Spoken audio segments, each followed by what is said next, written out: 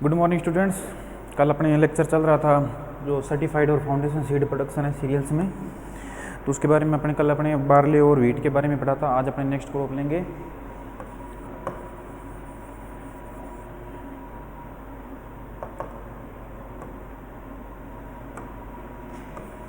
पेडी और सोरगम। तो next crop अपने पेडी और सोरगम इसमें लेंगे। जो कल वाली जो प्रैक्टिस थी वो तो सेम ही रहेगी सभी क्रॉप में। सीड प्रोडक्शन में कुछ पैरामीटर्स जो प्लांट प्रोटेक्शन के हो गए या सीड रेट के हो गए या कुछ और प्लांट मेजर्स वगैरह हो गए वो चेंज होंगे। बाकी जो सीड सोर्स है वो आपको बताया था भी ऑथेंटिक सोर्स अपने को फाउंडेशन और सर्टिफाइड सीड प्राप्त करना चाहिए। जो फील्ड सिलेक्शन है वो भी अपना कल के अकॉर्डिंग ही है। सबको आइसोलेशन डिस्टेंस इसमें थोड़ा चेंज हो जाता है क्रॉप टू क्रॉप, और फार्म ऑपरेशंस भी सेम रहती है और रोगिंग वगैरह ये भी सेम ही रहती है। तो ये तो आपको कल बताया था भी सीड सोर्स कहाँ से होना चाहिए, क्या कुछ होना चाहिए, ऑथेंटिक होना चाहिए। प्रमाणित बीज उत्पादन के लिए आधार सीड का अपने इसमें प्रयोग करते हैं। फील्ड भी अपने बिल्कुल सैनिटाइजेशन होना चाहिए। फील्ड में प्रीवियस क्रॉप वो सेम नहीं होनी चाहिए, या स्पोर्स वगैरह इंसेक्ट के हो, एग्स वगैरह हो, फंगल स्पोर हो, वो भी इसमें नहीं होनी चाहिए। आइसोलेशन डिस्टेंस में हम देखते हैं तो राइस क्या एक सेल्फ पॉलिनेटेड क्रॉप है, तो आइसोलेशन डिस्टेंस इसमें अपने 3 मीटर इसमें रखते हैं। आइसोलेशन डिस्टेंस कितना 3 मीटर इसमें रखते हैं। लेकिन जब अपने हाइब्रिड जो राइस सीड प्रोडक्शन करते हैं तो उसमें अपने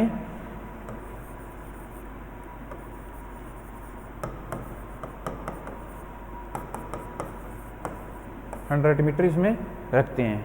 इसके भी अलग अलग पैरामीटर्स है, वो अपने हाइब्रिड सीड में थोड़ा डिस्कस कर लेंगे। सोरगम क्या है, क्रॉस पॉलिनेटेड क्रॉप है। इसमें कुछ हद तक जो पॉलिनेशन होता है, क्रॉस पॉलिनेशन वो ज़्यादा पाया जाता है 5% से। राइस में हालांकि 0.35% तक सेल क्रॉस पॉलिनेशन होता है, लेकिन सोरगम में थोड़ा ज़्यादा होता है। तो इसमें अपने 200 मीटर है वो फाउंडेशन के लिए रखते हैं और 100 मीटर अपने सर्टिफाइड सीड के लिए रखते हैं। लेकिन जो जॉनसन ग्रास के केस में आपको बताया था 400 मीटर अपने इसमें आइसोलेशन डिस्टेंस रखते हैं। तो ये सारे आइसोलेशन डिस्टेंस के पैरामीटर्स हो गए। सोविंग है, राइस में वेरिएबल्स सीड रेट होती है, आपको मालूम है। सीधे डायरेक्ट सीडिंग करते हैं तो अपने 100 kg के करीब लेनी पड़ती है, और अगर अपने ट्रांसप्लांटिंग करते हैं तो इसमें 25 से 30 kg per hectare seed rate पड़ती है अमूमन। और सोरगम में 12 to 15 kg per hectare seed rate होती है। तो ये थोड़े से वेरिएबल्स होते हैं। अपने डायरेक्ट सीडलिंग करते हैं इसमें या ट्रांसप्लांटिंग करते हैं, पडलिंग वगैरह करते हैं, तो उसके अकॉर्डिंग ये चेंज होती है। तो डायरेक्ट सीडिंग में 100 kg होती है, और जो अपने ट्रांसप्लांट करते हैं 20 to 30 kg इसमें हो जाती है। फर्टिलाइजर से एप्लीकेशन है वही है, 120 kg हो गया, 60 kg अपने पोटास हो गया, फास्फोरस हो गया, और 40 kg अपने पोटास हो गया। और इस सोरगम में ये 100 kg पे नाइट्रोजन, 60 kg फास्फोरस और 40 kg पोटास, ये थोड़ा सा इसमें एप्लीकेशन ऐसे देते हैं। इरिगेशन है तो राइस में आपको मालूम है भी इसमें जल भराव की आवश्यकता रहती है। तो 3 to 5 सेमी इसमें अपने वाटर लॉगिंग या जल भराव इसमें रखते हैं। सोरगम में वेरिएबल इरिगेशन है, आप अकॉर्डिंग्स को दे सकते हैं 3 से 4 या 2 से 3 इरिगेशन इसमें जनरली अपने देते हैं। आगे अपने देखते हैं प्लांट प्रोटेक्शन मेजर्स क्या है इसमें। प्लांट प्रोटेक्शन मेजर में राइस में जैसे अपने जैसे पडल जो भी सॉइल करते हैं तो उसमें वीड वगैरह की समस्या इसमें नहीं रहती है अमूमन। लेकिन फिर भी अगर अपने कुछ वीड वगैरह समस्या जो 4 to 6 डे आफ्टर ट्रांसप्लांटिंग अपने किस में एप्लीकेशन करते हैं, ये 1 लीटर है, 1 लीटर स्टाम्प है F34 1000 लीटर वाटर में इसको डाइल्यूट करके एप्लीकेशन हेक्टर के अकॉर्डिंग करते हैं इसमें। सोरगम में दूसरा है इसमें, पहला राइस है, दूसरा सोरगम में क्या करते हैं, एट्राजीन की एप्लीकेशन करते हैं। 1 kg एट्राजीन का छिड़काव करते हैं 700 लीटर वाटर में, इसको मिला के 2 से 3 डे आफ्टर सोइंग इसमें छिड़काव करते हैं। तो ये थोड़ी सी इसमें वीड वगैरह बाकी हैंड वीडिंग वगैरह ज़्यादा जोड़ देते हैं, फिर भी इसे अगर आवश्यकता पड़ने पर अपने केमिकल वगैरह इसका छिड़काव करते हैं। डिजीज मैनेजमेंट है तो राइस में जनरली खेरा डिजीज होता है, जो उसके लिए 5 kg अपने जिंक सल्फेट और 2.5 kg लाइम को 100 लीटर वाटर में मिलाकर छिड़काव इसका करते हैं। तो ये खेरा डिजीज के लिए है। और ब्लास्ट के लिए 0.1% हिनोसोन उसका छिड़काव करते हैं, या डिफेनोफॉस का करते हैं। ब्राउन स्पॉट के लिए जिनेब और थायरम का छिड़काव इसमें करते हैं। सोरगम में देखते हैं सुगरी डिजीज के लिए अपने जायरम और या सेविन का छिड़काव करते हैं, सेविन डस्ट का छिड़काव करते हैं इसमें। लीफ स्पॉट के लिए जिनेब का इसमें छिड़काव करते हैं। तो ये थोड़े से प्लांट डिजीज मैनेजमेंट के मेजर्स हो गए, क्रॉप टू क्रॉप चेंज होते रहते हैं according to disease. Insect management में अपने राइस में गंदी बंग वगैरह हो गया, तो इसके लिए मेन होता है वीड कंट्रोल करने आवश्यकता होती है, लेकिन इसके साथ में 10% BSC पाउडर होता है, उसका 20 से 25 kg पर हेक्टेयर की तरफ डस्टिंग इसमें करते हैं। स्टेम बोरर के लिए अपने 5% डाइजिनोन और या 10% BSC 20 to 25 kg per hectare इसमें डस्टिंग इसमें करते हैं। प्लांट होपर के लिए 0.5% पैराथियोन या सेविन का इसमें छिड़काव करते हैं। तो ये सारे प्लांट अपने इंसेक्ट कंट्रोल के लिए हो गए अपने इसमें राइस में। सोरगम में भी सूट फ्लाई हो गया या ये रेडबग्स हो गया या स्टेम बोरर हो गया, इसके भी अलग अलग है। जैसे सूट फ्लाई के लिए थिमेट का हो गया या कार्बोरिल हो गया, ये रेडबग के लिए, स्टेम बोरर के लिए थाइडोन या फिर सेविन डस्ट का छिड़काव इसमें करते हैं। तो ये सभी आपको मालूम है, आप एथोलॉजी या एंटोमोलॉजी में पढ़ते ही हो कंट्रोल मेजर्स। इसके बाद में रॉगिंग हो गई, हार्वेस्टिंग करते हैं, थ्रेसिंग करते हैं, प्रोसेसिंग करते हैं, स्टोरेज करते हैं। तो ये आपको 100 पैरामीटर पहले करवाए हुए हैं, समझाए हुए हैं। इसके बाद में अपने पढ़ेंगे इसका next chapter hybrid seed production.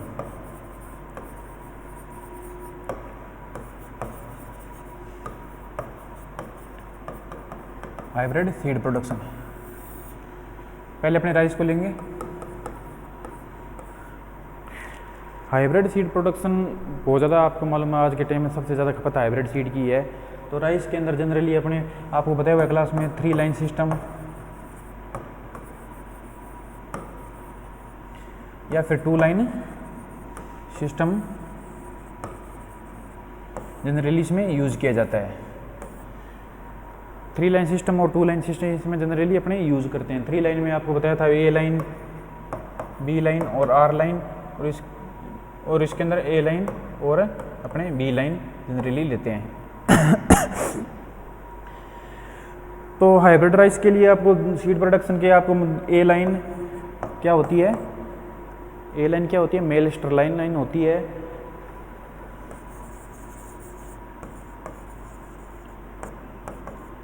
Mail Sterlite line होती है, यानी कि नर नपुंसक या कह सकते हो आप। इसमें जो मेल जो पार्ट होता है वो क्या होता है, इनएक्टिव होता है, उसका मतलब मेल पार्ट होता है वो इनएक्टिव होता है। दूसरी होती है B लाइन, उसको क्या बोलते हैं, मेंटेनर लाइन बोलते हैं।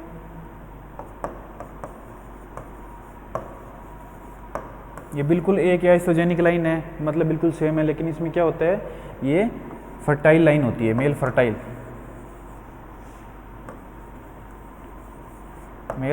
लाइन होती है। और R लाइन क्या होती है, ये रिस्टोरर लाइन होती है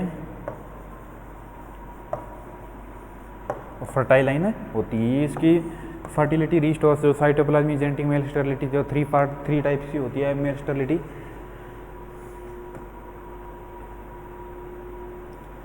मेल स्टेरिलिटी अपने इसमें यूज करते हैं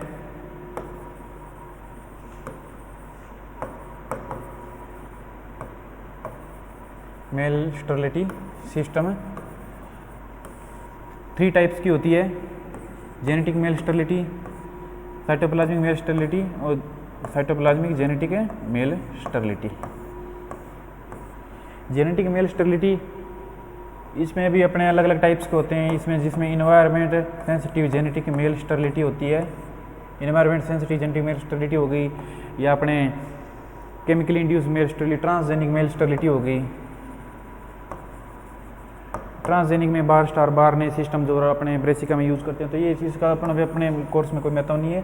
तो इन्वायरमेंट सेंसिटिव जो जेनेटिक मेल स्टेरिलिटी होती है, इसमें अपने टेम्परेचर सेंसिटिव हो गई एक, दूसरी क्या होगी फोटो पीरियड सेंसिटिव हो गई। टेम्परेचर सेंसिटिव में जिसको 2 लाइन सिस्टम अपने बोलते हैं, इसमें क्या होता है जनरली जो टेम्परेचर के अकॉर्डिंग है मेल जो होता है और फीमेल होता है उसका अपने इसमें डिफाइन होता है। जैसे कि अपने राइस की कोई लाइन है, A लाइन ही है, क्या वो अगर 30 डिग्री सेंटीग्रेड से टेम्परेचर अबव है, अबव टेम्परेचर पर इसकी सोइंग करते हैं, तो ये होगी मेल स्टेराइल होगी, मेल स्टेराइल। और 28 डिग्री से टेम्परेचर डाउन है तो ये फर्टाइल होगी।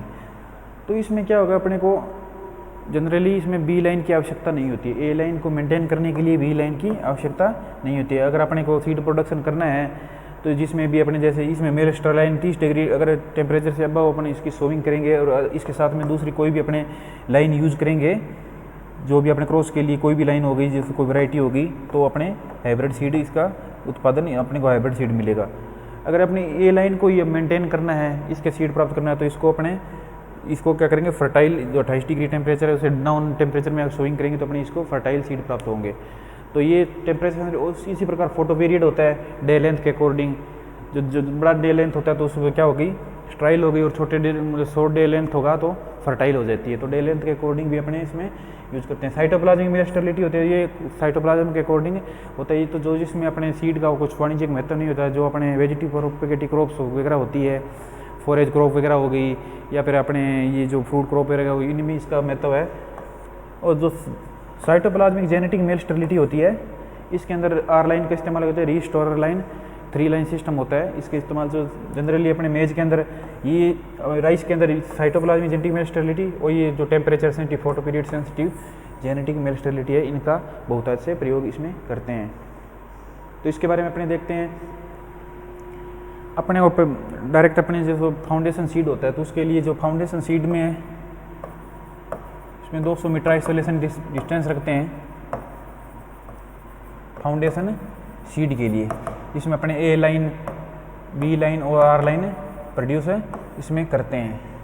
तो इसमें यह ए और बी लाइन का 8:2 रेशो इसमें रखते हैं, ए लाइन और बी लाइन का।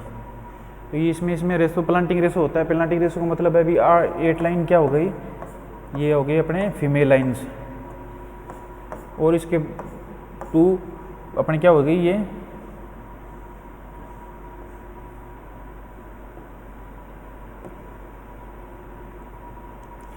इसके बाद में अपने क्या करते हैं, 2 जो अपने होते हैं अपने ये बी लाइन का इसमें सोविंग करते हैं, और चारों तरफ जो बॉर्डर होती है उनकी भी अपने बी लाइन की सोविंग करते हैं। तो ये इसको मेंटेन करने के लिए होती है। तो और 100 मीटर इसमें अपने जब हाइब्रिड सीड प्रोडक्शन करते हैं, यानी ए इंटू जो आर लाइन सिस्टम होता है, जिसको हाइब्रिड सीड प्रोडक्शन बोलते हैं, जिसे अपने को क्या मिलता है, F1 मिलता है, जो हाइब्रिड होगा उसके लिए अपने 100 मीटर इसमें रखते हैं। उसका प्लांटिंग रेशो क्या होता है जनरली, या इसको 12:2 ऐसे भी रखते हैं। तो ये अमूमन इसमें यूज़ किया जाता है। तो ये इसका प्लांटिंग रेशो हो गया। नेक्स्ट अपने इसमें प्लांटिंग रेशो हो गया, अपने सीड अकॉर्डिंग टू सीड भी अकॉर्डिंग टू चेंज होते रहता है, और उसके बाद में इसकी प्लांटिंग वगैरह करते हैं। बाकी सारे मेजर्स वही रहेंगे अपने। जैसे फाउंडेशन सीड में तो क्या होता है, अभी तीनों लाइन को मेंटेन किया जाता है, ए लाइन, बी लाइन और आर लाइन। इनको आप फाउंडेशन सीड में क्या करोगे, इनको मेंटेन करोगे या इनको आगे बढ़ाओगे। जैसे अपने को हाइब्रिड सीड प्रोडक्शन करना है, तो अपने को ये लाइनें अपने को इनका सीड प्रोवाइड करवाया जाएगा। तो इनके सीड को अपने डायरेक्ट अपने जो फील्ड में अकॉर्डिंग टू पैरामीटर्स के सोविंग करके और इसमें हाइब्रिड सीड प्रोडक्शन करते हैं। तो राइस सेल्फ पोलिनेटेड क्रॉप है, तो इसमें थोड़ा सा पोलिनेशन सप्लीमेंशन की आवश्यकता होती है। जैसे अब आपने इसमें रोप वगैरह, रोप यानी कि जैसे अपनी स्टैंडिंग क्रॉप होती है, ये फीमेल लाइन होगी, यहाँ पर मेल लाइन होगी, तो इसमें रोप को ऐसे खींच कर अपने इसको पोलन वगैरह को इसे डिस्पर्स करते हैं। तो इसमें थोड़ा सप्लीमेंट पोलन की आवश्यकता होती है, और वायु की विपरीत दिशा में इसकी सोइंग करते हैं, ताकि पोलन डिस्पर्सल थोड़ा सा आसान हो इसमें। तो इसमें इनका सावधानी रखा जाता है। इस प्रकार इसमें हाइब्रिड सीड का राइस में प्रोडक्शन किया जाता है। दूसरा अपने सोरगम में हाइब्रिड सीड प्रोडक्शन में क्या होता है, साइटोप्लाज्मिक जेनेटिक मेल स्टेबिलिटी इसमें इस्तेमाल किया जाता है। और इसके लिए भी अपने को ए लाइन और आर लाइन जो होता है वो हाइब्रिड सीड प्रोडक्शन के लिए यूज़ करते हैं, हाइब्रिड सीड प्रोडक्शन। तो ये अपने जो फाउंडेशन सीड जो प्राप्त करते हैं किसी एजेंसी से, या सर्टिफाइड जो एजेंसी होती है, जिसमें अपने येलो टैग से, इसमें येलो टैग होता है फीमेल लाइन के लिए,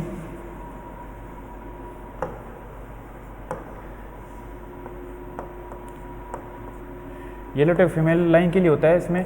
और येलो जो फीमेल लाइन होती है और जो मेल लाइन होती है, वो दोनों अपने इसमें फाउंडेशन सीड इसका प्राप्त करते हैं। अगर फाउंडेशन सीड को अपने मेंटेन करना है, तो इसको तीनों लाइन्स को अपने अकॉर्डिंग टू इसमें मेंटेन करेंगे। इसकी भी सीड रेट चेंज होती है। जो फीमेल लाइन के लिए अपने 7.5 kg पर हेक्टेयर लेते हैं इसमें, और उसकी generally 5 kg per hectare mail की लेते हैं, या आर लाइन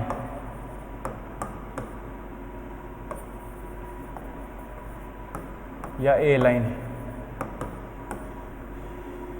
अगर अपने ए लाइन को मेंटेन करने के लिए जो ए इंटू बी लाइन जो अपने करते हैं उसमें भी यही सेम सीड रेट रखी जाती है। तो हाइब्रिड सीड प्रोडक्शन के लिए ए इंटू आर लाइन का अपने फील्ड में इसको करेंगे। इसमें प्लांटिंग रेशो क्या रखा जाता है, 4:2 इसमें प्लांटिंग रेशो रखा जाता है। 4 लाइनें होती है, वो क्या होती है अपने इसमें फीमेल होती है, और 2 लाइनें मेल होती है चारों तरफ। उसकी चारों तरफ 4 बॉर्डर लाइन भी अपने इसकी निकाली जाती है ऐसे। तो ये क्या होता है, थोड़ा सा साइड वाली जो भी अपने प्लांट्स वगैरह होते हैं ताकि वो बेटर फर्टिलाइजेशन उनमें हो सके और अच्छा सीड सेट हो सके। और ये भी वाटर जो अपने जो हवा के कोड विपरीत दिशा में बोते हैं ताकि पोलन जो डिस्पर्सल है वो आसानी से फीमेल लाइन्स में आराम से पहुंच सके। ऐसे लाइनों में या इधर से आवाज़ बोई तो यहाँ से पहुँच सके, तो चारों तरफ से पोलन जो अच्छा सीड सेट इसमें अमूमन होता है। तो ये हाइब्रिड सीड प्रोडक्शन की ये जो टेक्निक थी, इसमें प्लांटिंग भी अपने जैसे राइस में अपने मेल टू मेल 10 सेमी रखते हैं और फीमेल से 20 सेमी इसमें रखते हैं। ये तो है हाइब्रिड राइस में। सोरगम में 45 सेंटीमीटर रखा जाती है लाइन टू लाइन जो होती है, और प्लांट टू प्लांट 7.5 सेमी इसमें दूरी रखते हैं, लाइन टू लाइन और प्लांट इनटू प्लांट। ये क्या है, इसमें किस में रखते हैं अपने सोरगम में इसमें रखते हैं, और ये अपने इसमें राइस में रखते हैं। तो हाइब्रिड सीड के जनक आपको मालूम है प्रोफेसर योंग लोंग पिंग जो थे अपने, उनको भी डिमाइज हो चुका है, कोई 2-3 दिन पहले उनकी डेथ हो गई है। हाइब्रिड सीड के वो जनक थे। तो हाइब्रिड राइस का है बहुत ज़्यादा, इसका एरिया भी बहुत ज़्यादा दिनों दिन बढ़ रहा है। हाइब्रिड आपको मालूम है इसकी जो प्रोडक्शन होता है, जो प्रोडक्टिविटी होती है वो जो नॉर्मल वैरायटियाँ होती हैं उनसे थोड़ी कुछ हद तक अधिक होती है। तो हाइब्रिड सीड प्रोडक्शन में अपने राइस और इसमें ए लाइन, आर लाइन और बी लाइन का जो आपको सिस्टम बताया था उसमें होते हैं कुछ में इसमें जैसे कुछ टर्म्स वगैरह होती हैं, आपको बताया था क्लास में, पार्टियल्स वगैरह, पोलन शेडर हो गया।